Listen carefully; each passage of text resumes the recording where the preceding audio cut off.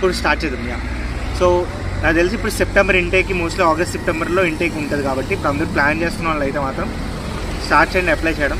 చాలా ఇప్పటికే late అయిపోతుంటుంది and ఇంకో 2-3 మంత్స్లో ఇంకా క్లోజ్ అయిపోతుంటుంది. దాని మీ వీసా ప్రాసెస్ ఇది కూడా చేయాలి కదా. So yeah, starting with college fees ఎంత ఉంటుంది. సో మీరు కానీ ఫ్రాన్స్లో ప్రైవేట్ ఎడ్యుకేషన్ ప్రైవేట్ యూనివర్సిటీలో చదువుదామంటే it will cost you like 7,000 euros minimum ఉంటుంది. దాని తర్వాత నుంచే ఉంటాయి. ఇంకా మంచి యూనివర్సిటీస్ అయితే మీకు 1 yearకి 20,000 euros, 18-25 ఇలా కూడా ఉంటాయి.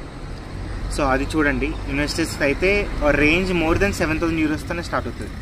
బట్ యా, మీకు పబ్లిక్ యూనివర్సిటీస్ అని కూడా ఉంటాయి. ప్రైవేట్ అయితే 7,000 ప్లస్ ఉంటాయి. బట్ పబ్లిక్ వచ్చేటప్పటికి మీకు ఒక 500 euros కూడా స్టార్ట్ అవుతుంటాయి. సో మోర్ దెన్ 500 euros కూడా స్టార్ట్ అవుతుంటాయి. కానీ మంచి కాలేజెస్ కాదని కూడా మీరు చెక్ చేసుకోవాలి. ఎందుకంటే మోస్ట్లీ బిజినెస్ స్కూల్స్ అన్నీ ప్రైవేట్ ఉంటాయి.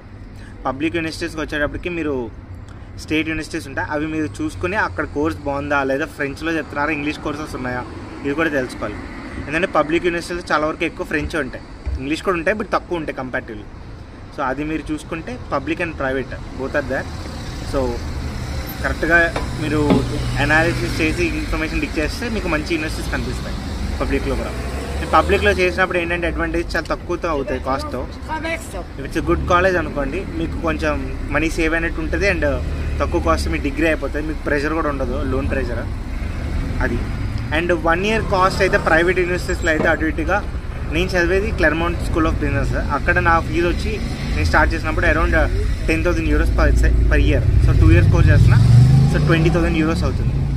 బట్ కొన్ని యూనివర్సిటీస్ ఏంటంటే 1 yearకి 18,000 euros స్కీమా ఇలాంటి వాటిలో కూడా ఉంటాయి.